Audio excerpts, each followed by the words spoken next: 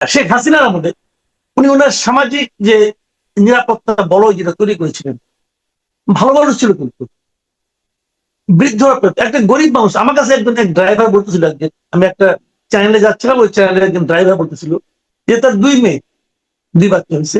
প্রথম মেয়ে যখন হয় তখন উনি 3 দফায় মাতৃত্বকালীন ভাতা হিসেবে 24,000 টাকা পেয়েছে। আমি শেখ হাসিনা এত সমালোচনা করতাম, কিন্তু আমি জানতামই না যে শেখ হাসিনার সরকার একজন গরিব মানুষের যখন বাচ্চা হয় তখন তাকে 24,000 টাকা ক্যাশ দেয়। আমি জানতাম না। তো আমার তো অজ্ঞতা আছে ভাই, আমরা কিন্তু অর্ধেক জানি চিল্লা চিল্লা আরম্ভ করে দিই। তো এটা তো ঠিক আছে, খারাপ এসেছে বললাম, ওরা অনেক খারাপ ছিল ভাই। কিন্তু পৃথিবীতে আপনি একটা মানুষ পাবেন না যে মানুষের সব খারাপ, আবার আরেকটা মানুষ পাবেন না যার সব ভালো। ভালো মন্দ মিলাইতে মানুষ। তো যেটা আমার কাছে বেশি মন্দ লাগে তখন আমি তাকে বেশি মন্দ করি। তো ও বলতেছে আমি আমার প্রথম সন্তানের ক্ষেত্রে পেয়েছি, দ্বিতীয় সন্তানের ক্ষেত্রে পাইনি। আমি কেন পাঠাই কেন? যখন নাম টাম নিয়ে গেছে তার কিছুদিন পরেই ডক্টর ইউনূসের সরকার আসছে, হাসিনা বিদায় হয়ে গেছে, নাম নিয়ে গেছে, তো তাকে তো আর পাইনি। আমি কেন সমস্যাটা ওই কোটা নাকি আমি জানি না বন্ধ হচ্ছে কিনা। এটা আমাকে একজন চ্যালেঞ্জ করে ড্রাইভারের নামও বলতে পারবো। তো উনি আমাকে এই কথা বলেছেন। তো এখন এরকম অনেকগুলি ক্ষেত্রে, বিধবাদের ক্ষেত্রে, বৃদ্ধাদের ক্ষেত্রে উনি কিন্তু নানা ধরনের মানে তার সোশ্যাল নেটের আওতায় কিন্তু ওদেরকে আনা হয়েছে। তো এখন ওইগুলি যদি আমি বলতাম এত টাকা অপচয় করছে রাষ্ট্রের, হ্যাঁ অপচয় হচ্ছে, অপচয় তো বেশি হচ্ছে। কিন্তু এখন যে তারা যে কার্ড দিচ্ছে সবাই আতঙ্কিত হয়ে যাচ্ছে, এই কার্ডে টাকা করতে গেল। তো টাকা যদি না দিতে পারেন, না আনতে পারে, তাহলে এটা ওনাদের দোষ, ওনাদের ব্যর্থতা, তখন আমি সমালোচনা করবো। কিন্তু পাইলট ভাবে এখন যারা চালাচ্ছে তারা, এটা তো চলছে। এবং যারা কৃষি কার্ড পেয়েছে, যারা ফ্যামিলি কার্ড কিন্তু এটা পেয়েছে। এটা বাস্তবসম্মত তো? ব্যারিস্টার ফুয়াদ যেটি প্রশ্ন তুলছিলেন যে আসলে আচ্ছা, এতগুলো কার্ড আমার দেয়া। কি যদি বাস্তব না হয়, যখন না হবে তখন আমি বলবো ওটা না হইতে কিন্তু 5 বছর ওয়েট করতে হবে না। আমরা 1 বছরের মাথায় বুঝতে পারবো। আমি ওই জন্যই বলছি আমরা 1 বছরের মাথায় বুঝতে পারবো আপনি পারবেন কি পারবেন না, পারলে তখন বলবো। কিন্তু আমি এটা হিসাব করছি পারবে না, আমি সমালোচনা করলাম। সরকারের কাছে যান, উনি আপনাকে হিসাব করে দেখে দেবে উনি পারবে। তাহলে হিসাবটা খাতায় কলমে না করে বাস্তবে দেখি না। হিসাবটা অবশ্য আমরা পাই নাই। আমরা মনে হয় সংসদে যতটুকু মনে পড়ছে বিরোধী দলের একজন সংসদ সদস্য জিজ্ঞাসা করেছিলেন যে কোথা থেকে আসবে টাকার উৎস, মানে এটা কিন্তু স্পষ্ট হয় নাই সংসদে। একদম প্রধানমন্ত্রীর প্রশ্ন। আমার যেটা ধারণা শেখ হাসিনার আমলে উনি যে সমস্ত সামাজিক কর্মকাণ্ডগুলো করতেন সম্ভবত ওইখান থেকে ওগুলো অনেকগুলো অফ করে দিয়ে ওই সবগুলি মনে হয় কার্ডের আওতায় আনবে, এটা আমার ধারণা। ওখানেও কিন্তু হিউজ অ্যামাউন্ট টাকা উনি কিন্তু দিতেন। তো ওই টাকাগুলি হয়তো ওনারা ওই জিনিসগুলো হয়তো চলবে অথবা অন্যভাবে করবে, কিন্তু এই নেটে নিয়ে আসবে, এইভাবে হয়তো আনবে, এই নামে হয়তো আনবে। আমি জানি না কি করবে তারা, আমার সঙ্গে তার এগুলো নিয়ে আলাপ করার কোনো নিশ্চয়ই সুযোগ নেই। নিশ্চয়ই মানুষের হাতে, অভাবী মানুষের হাতে বা তাদের হাতে টাকা যাবে, খুবই ভালো ব্যাপার, কিন্তু কিভাবে যাবে প্রশ্নটা আসলে রয়েই যাচ্ছে।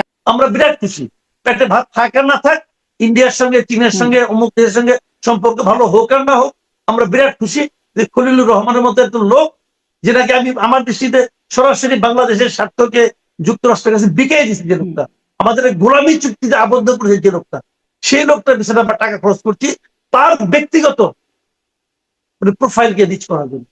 খুব দুঃখজনক যে আমাদের পররাষ্ট্রমন্ত্রী তো প্রথমেই তাদের এখানে গিয়েছিলেন। উনি যে কেন গিয়েছিলেন আমার ধারণা ভোট চাইতে গেছেন। উনি এই কয়েক মাসে, এই 4 মাসে প্রচুর জায়গায় গেছেন, দেশের টাকা খরচ করে গেছেন নিজের ভোট চাওয়ার জন্য, নিজের যে সিভি সেই সিভিটাকে আরো স্ট্রং করার জন্য। উনি দেশের জন্য কিছু করতে পেরেছেন এখন পর্যন্ত টের পাইনি। যখন উনি বাংলাদেশের নিরাপত্তা উপদেষ্টা ছিলেন, রোহিঙ্গা বিষয়ক হাই রিপ্রেজেন্টেটিভ ছিলেন, তখনও উনি ওনার দায়িত্বগুলো কতটুকু করতে পেরেছিলেন এটা নিয়ে আমার সন্দেহ। কোন নমুনা আমরা পাইনি। বরঞ্চ উনি একটা চুক্তি করতে পেরেছিলেন বিএনপির সঙ্গে যে তোমরা কিন্তু ক্ষমতায় গেলে আমাকে নিতে হবে, অলিখিত চুক্তি হয়তো বা, তাহলে তার মতো লোককে আবার বিএনপি পররাষ্ট্র মন্ত্রণালয় মন্ত্রী পদে কেন নেয়, এটা এখনো এটা হলো আরেকটা রহস্য। ওই রহস্যের সমাধান হয়নি। আর এরপরে উনি নিজের কাজে দেশটাকে ব্যবহার করছেন, দেশের অর্থকে ব্যবহার করছেন, কারণ যা জাতিসংঘ সাধারণ পরিষদের চেয়ারম্যান হবেন, এটা এত গুরুত্বপূর্ণ পদ যে গত 10 বছরে কে গেছিল আপনি এখনো মুখস্থ 3 জনের নামও বলতে পারবেন না। এটা এমন গুরুত্বপূর্ণ পদ এটা। মানে তিনি একসাথেই দুটো পদে কন্টিনিউ করবার জন্য, মানে এটাই আপনার কাছে ঠিক মনে হয়? এটাই মানে তিনি এতটাই যোগ্য এরকমটা মনে হয় আপনার বিশ্লেষণ? না, আমার কাছে তা মনে হয় না। তখন একটা লোকের সার্টিফিকেট দেখে আমি বুঝবো না সে কতটা যোগ্য। আমি দেখবো আমার দেশের জন্য আমি কতটুকু উপকারী। আমেরিকার অনেকের সঙ্গে তার সম্পর্ক আছে, আমার কোনো সন্দেহ নাই। যেহেতু উনি দাবি করেছেন, আমি তো দেখে আসিনি, আমি বলতে পারবো না। কিন্তু আমেরিকার সঙ্গে বাংলাদেশের সম্পর্কে উনি করলেনটা কি? উনি যে বাণিজ্য চুক্তি, দেখেন বাণিজ্য চুক্তি করবে কে? বাণিজ্য মন্ত্রী। উনি কেন? জীবনে কোনদিন শুনেছেন পৃথিবীর কোন সিস্টেমে পরে যে নিরাপত্তা উপদেশে যাবে বাণিজ্য চুক্তি করার জন্য? উনি গিয়েছেন এবং এটা করে ছেড়েছেন, যে করার মাধ্যমে এই বাণিজ্য চুক্তি আমার জন্য কোনো উপকারে লাগবে, এটা বাংলাদেশে আমেরিকান অ্যাম্বাসেডার ছাড়া আর কেউ বলে না, একমাত্র উনি বলছেন।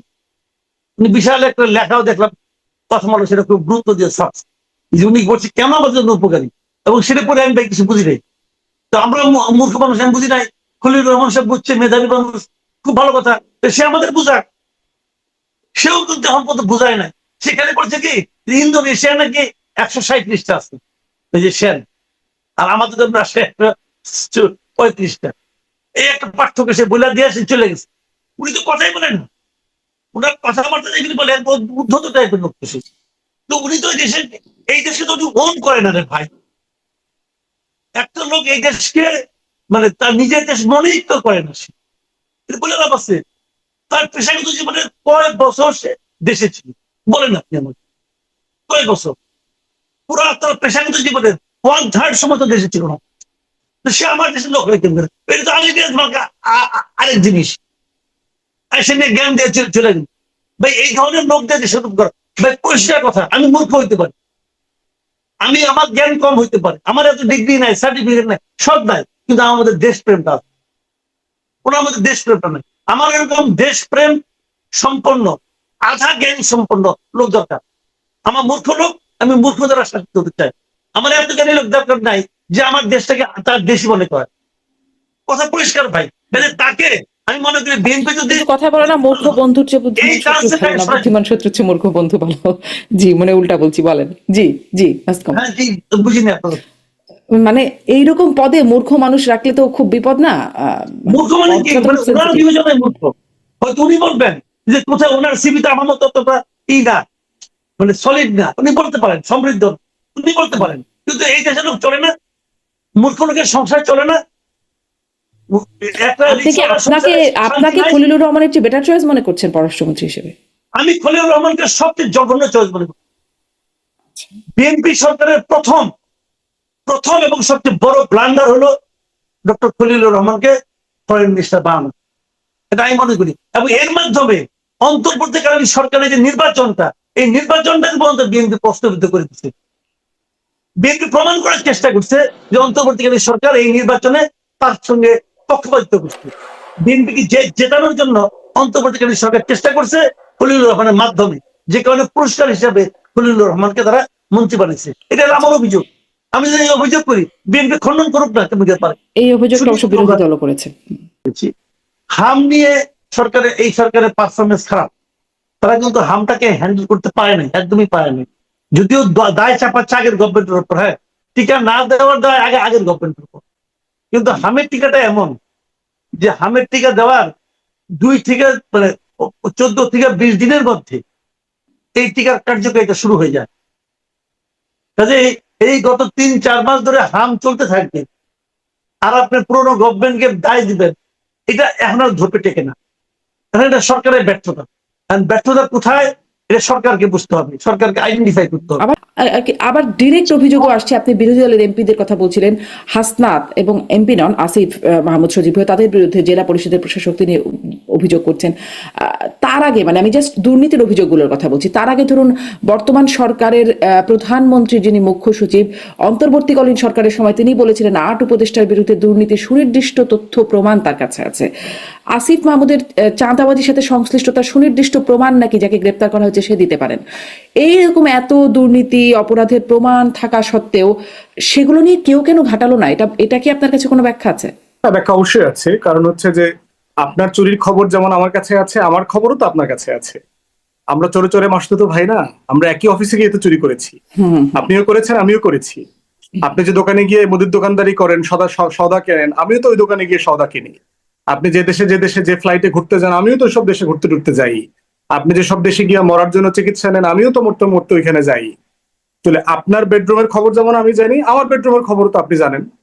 সেই জন্য ওই হাউকাউ করে, কিন্তু কেউ কাউকে বিব্রতকর অবস্থায় ফেলতে রাজি না, কারণ জানে যে সবার কাছে সবার তথ্য আছে। যিনি বলছেন তার ওই লেভেলের মোরাল গাটস থাকলে সে তথ্য প্রকাশ করত। তিনি এই বক্তব্য যেদিন দিয়েছেন ঠিক সেদিন রাতেই আমি টেলিভিশনে অন রেকর্ড বলেছি যে এইটা পাবলিশ করেন, আপনি লিখিত, এটা আপনার নাগরিক হিসাবে দায়িত্ব, এইটা আপনি দুদককে জানানো রাষ্ট্রের স্বার্থে। লেখেন নাই তো, অভিযোগ করেন নাই তো, জানান নাই তো। তাহলে প্রশ্ন হচ্ছে, তাহলে ওনাদের মোরাল ইন্টেগ্রিটিও আসলে কোশ্চেনেবল। এবং এটা হওয়ার কারণে যেটা হচ্ছে, মুখে মুখে অনেক কিছু বকাবাজ বলে টলে এইটা সেটা, কিন্তু আসলে দিন শেষে কিছু করছে না। ইনস্টিটিউশন ওয়াইজ দেখেন, আপনি আপনি যে এগুলোকে এক্সপোজ করবেন, আপনার তো প্রতিষ্ঠান লাগবে, কার মাধ্যমে এক্সপোজ করবেন। সরকারি দলের বিরুদ্ধে মামলা নিতে চায় না, উপর থেকে না বলা পর্যন্ত দেখবেন অলমোস্ট সারা দেশে একই প্যাটার্ন। আওয়ামী লীগের লোকদের কাছ থেকে টাকা নিয়ে মিছিল মিটিং করতে দেয়, আবার পুলিশ দিয়ে গ্রেফতারও করায়, দুইটাই করতেছে, দুইটা দিয়ে তারা বাণিজ্য করতেছে। আর সারা দেশে তো চাঁদাবাজির যে স্বর্গ রাজ্য তৈরি হয়েছে, ঘুষ বাণিজ্য, এটা সকল রেকর্ড ছাড়িয়ে গেছে। প্রশ্ন হচ্ছে এগুলো পত্রিকাতে আসতেছে না কেন? এই প্রশ্নটা আমারও। কারণ বাংলাদেশের অনেক গণমাধ্যম যারা দুর্নীতি বিরোধী রিপোর্ট করে অনেক প্রমিনেন্ট হয়েছেন, বিভিন্ন জনকে হত্যাযোগ্য করেছেন, তারাও তো এগুলো নিয়ে কথা বলছেন না।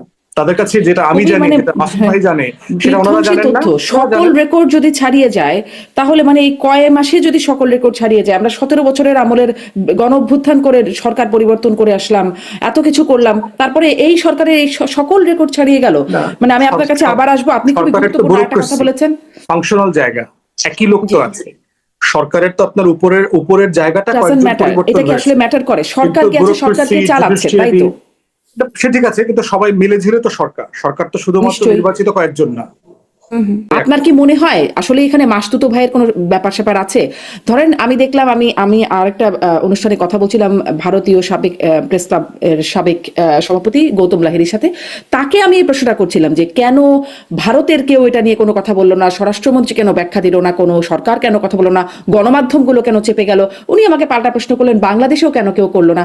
আমিও তাকে এই প্রশ্নটাই করলাম যে কেন আসলে বাংলাদেশেও করলো না, এর মধ্যে কোনো যোগ সাজস আছে কিনা।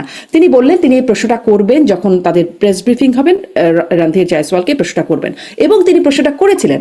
মজার ব্যাপার হচ্ছে রণধীর জয়সওয়াল বললেন তিনি কমেন্টটা শোনেনি নাই, মানে মমতা বন্দ্যোপাধ্যায় যে এরকম একটা কমেন্ট করেছেন এটা নাকি তিনি শোনেনি নাই।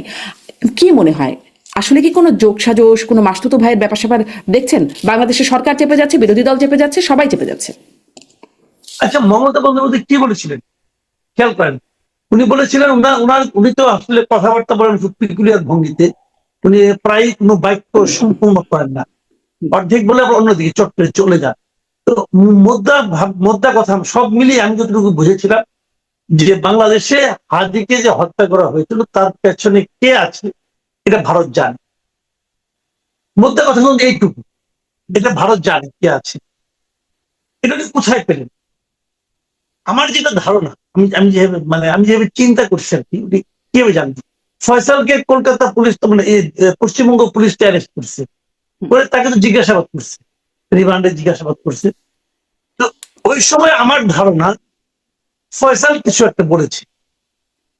এখন যেহেতু ওই সময় মুখ্যমন্ত্রী ছিলেন মমতা বন্দ্যোপাধ্যায়, মুখ্যমন্ত্রী হিসেবে ওদের কাছে জানতে চাইতেই পারেন কি বলছে, কার নাম বলছে, ওনারা জানেন। এখন ওখানে কি নাম, সে কি আমার দেশের লোক না তার দেশের লোক না অন্য কোনো দেশের লোক, কি সমাচার, এটা আমি তো আর দূরের থেকে আপনিও বলতে পারবেন না, আমিও পারবো না। প্রক্রিয়াটা এইভাবে ঘটেছে। এবং মমতা বন্দ্যোপাধ্যায় দাবি করেছেন ওই সময় তাকে স্বরাষ্ট্রমন্ত্রী বলেছেন যে এগুলো আপনি বললেন না, বললে পরে আমাদের সঙ্গে বাংলাদেশের সম্পর্ক আরো খারাপ হবে। খারাপ তো হয়েই যাচ্ছে, আরো খারাপ হবে। এই পর্যন্ত কিন্তু আমার ধারণা এইভাবে ঘটনাটা ঘটেছে, কোনো সন্দেহ নাই যে মমতা বন্দ্যোপাধ্যায় যদি আজকে ইলেকশনে না হারতেন বলতেন না, উনি কিছু বলতেন না। ইলেকশনে হেরেছেন এবং যে কারণে ওনার রাগ আছে, ক্ষোভ আছে এবং বিজেপিকে বিব্রত করার ব্যাপার আছে, এবং সেই জন্য উনি কথাটা কিন্তু বলেছেন। তো বলতে যে আসলে যে জিনিসটা হচ্ছে আমাদের জন্য কিন্তু একটা বড় ইনফরমেশন যে ওনারা জানেন কাকে দিয়ে খুন করিয়েছেন, কাকে দিয়ে খুন করিয়েছেন সেটা তিনি জানেন, জানেন, ওনারা জানেন, এবং স্বরাষ্ট্রমন্ত্রীকে উদ্দেশ্য করে বলছেন এটা ভারত সরকার জানেন। তো এটা যদি জানেন, যদি বাংলাদেশের সঙ্গে ভারতের কূটনৈতিক সম্পর্কটা সেই পর্যায়ের হয়, আমরা তো এই মামলা তদন্ত করতেছি। আমি কিন্তু কোই দেখলাম একটা মিডিয়াতে যে বাংলাদেশের তদন্তকারী কর্মকর্তারা বলেছেন যে তারা ওই জিনিসটাকে আমলে নিয়েছেন। আমলে নেন নাই তা কিন্তু না, আমলে নিয়েছেন তারা, যে তারা জানে। তো এখন এটা তারা যদি যোগাযোগ করে পাওয়ার চেষ্টা করে, তাহলে হয়তো আমরা জানতে পারবো, আমরা হয়তো মামলাটা আমাদের জন্য। এখন তো আমরা অন্ধকারে হাত পাচ্ছি, কিন্তু যে সন্দেহভাজন প্রধান আসামি, যিনি সন্দেহভাজন খুনি, তাকেও আমরা পাচ্ছি না। কিন্তু যদি সম্পর্কটা ভালো থাকতো, যোগাযোগ থাকতো, আমরা ওদেরকে জানতেও চাইতে পারতাম যে আপনারা তো ওদেরকে জিজ্ঞাসাবাদ করেছেন, কি পেয়েছেন, তথ্যগুলো আমাদেরকে জানান। তথ্যগুলো জানাতে ওদের তো কোনো সমস্যা হওয়ার কথা না, যদি তারা জানতে চাইলোই না কেন, মানে জানতে তো চাইলোই না সরকার, মানে কোন রকম। এখন চায় না, এটাই আমি কি করে বলি, হয়তো আমাদেরকে বলে নাই, কিন্তু চাওয়া উচিত আমি মনে করি।